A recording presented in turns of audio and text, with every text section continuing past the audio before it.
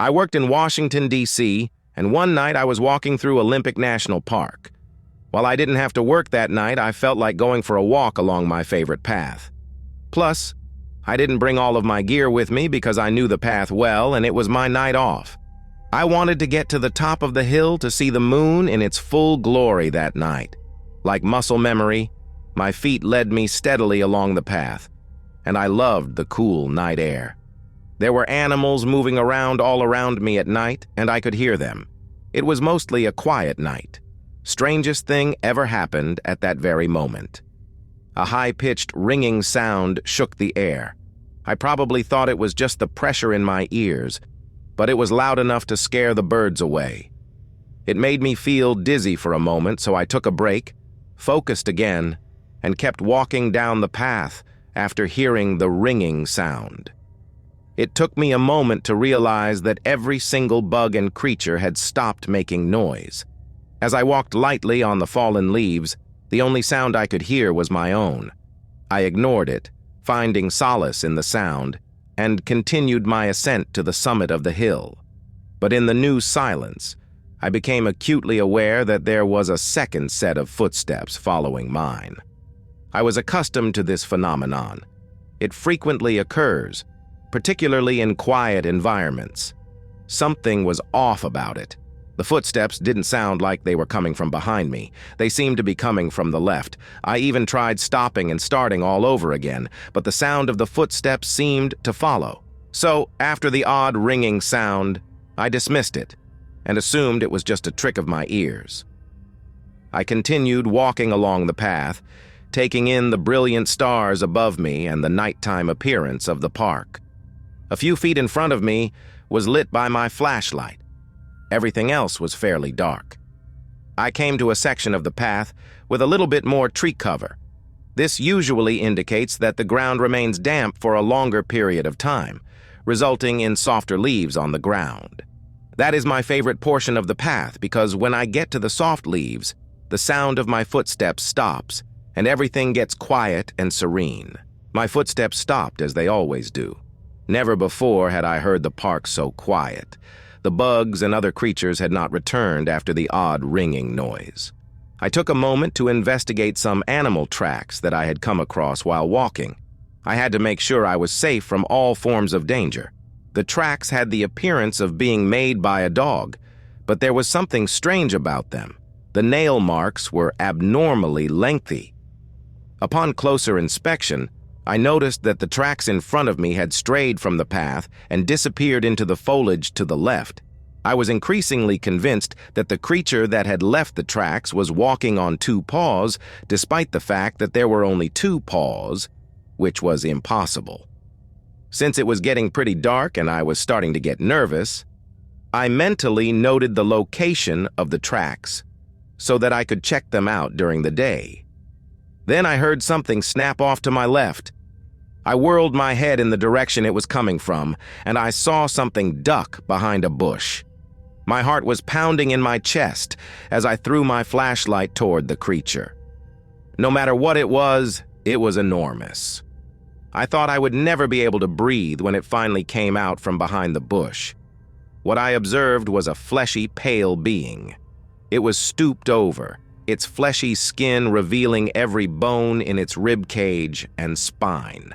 It was completely hairless. That's when I noticed the feet. They were enormous, with big, sharp nails resembling a dog's back legs. Its front paws resembled those of a sloth. It never stood on them, but they were covered in old scars and had large claws. When it turned to face me, that's when I was most afraid. It possessed human-like facial features. The thing that surprised me the most was how afraid it appeared to be that I had noticed it. However, I was aware that it could quickly kill me if it so desired. I was trapped in one spot, unable to move. The creature towered over the surrounding plants as high as it could get. Then it parted its lips widely, and a high-pitched ringing noise shook the trees in the area. That's when the bugs and other creatures went crazy and began to make a ton of noise. I booked it back down the path as quickly as possible because I was unable to stay there any longer.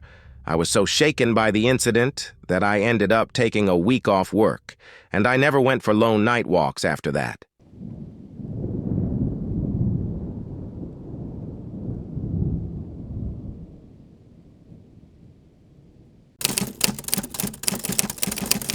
That night at Grand Teton National Park in Arizona was like any other camping trip. I made the decision to spend a night beneath the stars with my friend. The campfire was dying down, and we'd had a few beers. That night, the air was warm with a light breeze, and the stars shone brilliantly. My friend and I had been conversing for hours when he eventually stopped talking, leading me to believe he had passed out. As a park ranger, my happiest moments have always been spent sleeping outside under the stars. I've always been a night owl, staying up far later than most people. However, I was content to lie in silence, listen to the last few crackles of the fire, and gaze up at the stars. My thoughts had strayed to things like work, family, plans for the future, and all that. I don't know how long I lay there daydreaming, but when my gaze returned to the campsite, I noticed that the breeze had stopped and the fire had gone out. I had the unsettling impression that time had stopped for everyone on the planet. It wasn't until it was gone that I realized how soothing the sound of the breeze through the surrounding trees was. It was uncomfortable to be silent.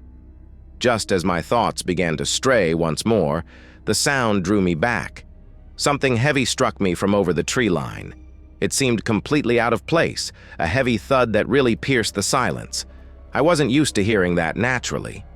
I therefore listened to see if it would occur once more. We'd always called the large clearing where we were sleeping the circle, because it was nearly a perfect circle surrounded by dense trees and brush. It can get quite crowded and busy during the day and was frequently used for family picnics. However, the clearing usually gets completely deserted as the sun sets. I was about to node off again when I heard another thud.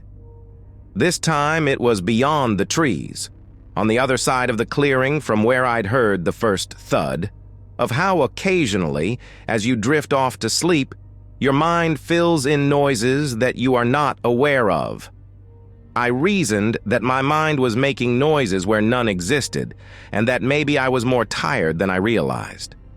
My friend said something at that point that made my bones tingle. "Dude, did you hear that?" It was as comforting as it was unnerving. "Yeah, what was that?" I responded. We heard a third thud back toward the first one before he could respond. We both straightened up and listened. I doubt I'll ever be able to fully comprehend what transpired next. All around us, there was an explosion of thuds. It came from all sides. One thud would initiate it, and the others would follow. It sounded like something was using something hard to knock on trees in order to communicate. I turned to look at my friend, but I was unable to see him at all because of the darkness. In addition, I was finding it difficult to concentrate on anything in the dark due to my worry and tension. He said, "Dude, what is that?" with a panicked tone that I didn't recognize. I could only say, I don't know, in response.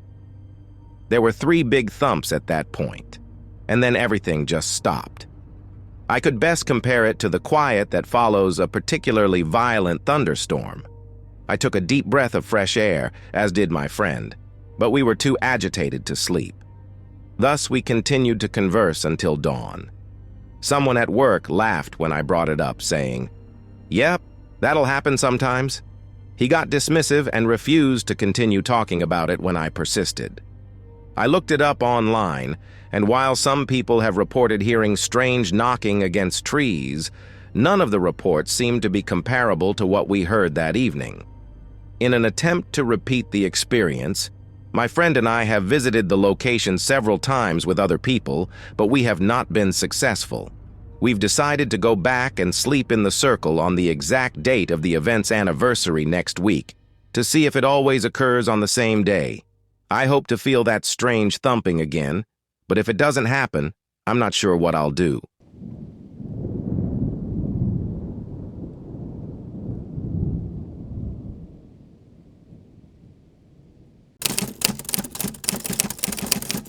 I am employed at North Cascades Park in Washington as a park ranger. I spend most of my time taking pictures of wildlife when I'm not working. I enjoy doing it, even though it doesn't bring in any money. I was at the park, though, on one of my days off, and I was looking for a spot to set up my camera. I really enjoy taking pictures of the otters, but it takes time. It's usually possible for me to guess where they might be or what time of day I might find them. I then position my camera and wait for the ideal picture for hours. Most nature photographers are familiar with this procedure. I had chosen my location for the day and positioned my gear close to a stream. Unavoidably, I noticed that there were broken branches all over the place. That's not an unusual sight around there. Bored teenagers frequently find their way in and destroy property that isn't theirs. But a path seemed to be being carved out by these broken branches. Compared to what the bored teens usually left behind, it seemed different. But I dismissed it, thinking I was too busy getting ready for the ideal shot. I settled in and prepared myself for a long wait, hoping only that the otters would pass by. I stood by the stream's edge and enjoyed the sound of the running water. To me, it was a familiar and soothing sound. I took a seat back against a tree and briefly shut my eyes. I must have dozed off because I was startled to hear incredibly loud splashing coming from upstream the next thing I knew. I was so excited to capture a picture of the otters that I rushed forward with my camera as soon as I realized that they would eventually show up for me to take pictures of them. But then, as I grew more conscious, my mind began to sharpen. The splashing was too loud to be an otter of any kind, and it was growing louder as it moved downstream in my direction. I became anxious as soon as I remembered the trail of broken branches I had seen on the way there. For some reason, I felt the need to hide from whatever was approaching my location, so I moved to stand partially behind a nearby tree. It was close from what I could hear. I know it's almost unbelievable because no one will believe what I saw that day. A massive canine-like creature crashed down that stream. Furthermore, by large, I mean larger than a bear. Its fur was dirty gray and matted, and it appeared to be staggering. Its rib cage was visible, and it looked as though it hadn't eaten in a long time. Its massive paws made huge splashes with each step, and I could feel its footsteps reverberating through the ground. I took a step backwards because I was afraid of it and wanted to hide better, but I stepped on a branch and it broke under my foot. The creature noticed the sound right away. It turned its head and gave me a straight look. I was so terrified that I was immobile. My own heart hammering in my ears was the only sound I could perceive. Its mouth was wide and its eyes small. It did not part its lips, but I could tell that it had enormous teeth. Then it did something very odd, like a human standing up on its hind legs. It was enormous and gave me a menacing look, as though it was evaluating me. I had no idea what to do. My blood ran icy cold. I was aware that I couldn't possibly outrun it. I realized I was holding the remote trigger for my camera. I reasoned that if I was going to die, I ought to have some proof of my demise. I pulled the trigger, then took a picture. The creature yelled and darted down the stream, disappearing from view as soon as the flash went off. It moved faster than anything I have ever seen in my life, and in an instant, it was gone, taking with it the sound of its enormous paws splashing in the water. I hurried to gather my belongings and leave as soon as possible. Before I had the courage to look through the pictures I had taken that day, it took me 5 days. When I eventually did, I discovered it had been useless. My camera was pointed exactly at the creature, but the picture was so out of focus that light streaks could be seen through it. It demonstrated nothing and was meaningless. I haven't been back there since, but I always get shivers thinking about the animal I saw. I've heard the otter population is increasing quickly. I doubt I'll ever go back to that small stream.